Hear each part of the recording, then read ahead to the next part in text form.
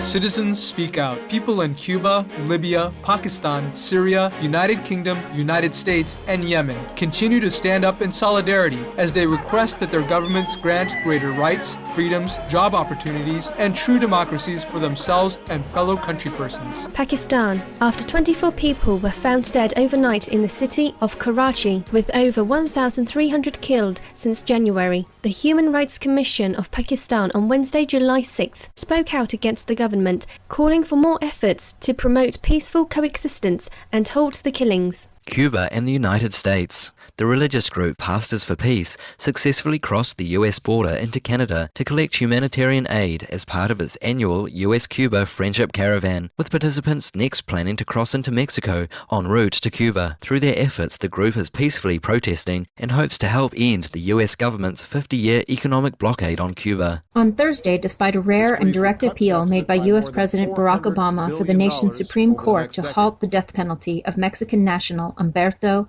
Leal Garcia, pending consideration of additional facts, the court denied his request. Texas State Governor Rick Perry authorized the capital punishment to be carried out, and Mr. Leal was killed Thursday evening. The Mexican government had also previously requested a reprieve on the basis that following his arrest in 1994, Mr. Leal had not been provided consular access, which has since been ruled to be in violation of international law. United Kingdom. New allegations of phone hacking emerged against the UK-based News of the World on Thursday, these charging that family members of slain British soldiers had also been subjected to message tampering. In response, international media entrepreneur Rupert Murdoch, whose company owns the 168-year-old weekly publication, announced the paper's closure, saying that all revenues from this Sunday's final edition will go to good causes. Libya. On Wednesday, South African Foreign Minister Maite Nkoana Mashabane said that envoys sent by Libyan leader Colonel Muammar Gaddafi have stated that he will not stand in the way of peace talks, which the African Union has offered to mediate.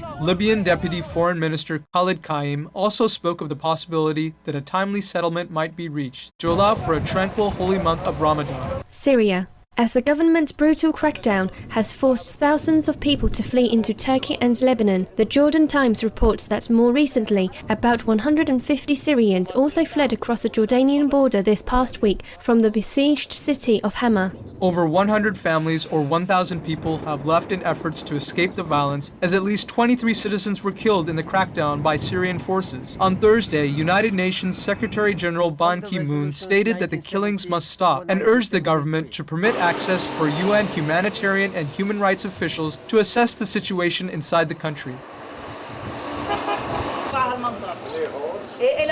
Yemen. In a statement Wednesday, the United Nations said that Yemen is facing an urgent humanitarian crisis with shortages of basic necessities, as it warned that citizens must be protected from becoming victims of collective punishment due to the current government crisis.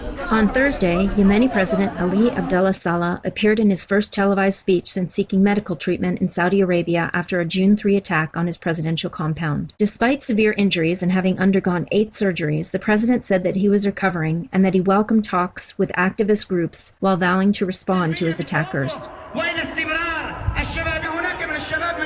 As we mourn the lives lost and are saddened by the plight of those who suffer from injury and fear, we pray for the strife in all nations to cease, with people everywhere choosing to coexist in dignity, freedom and peace.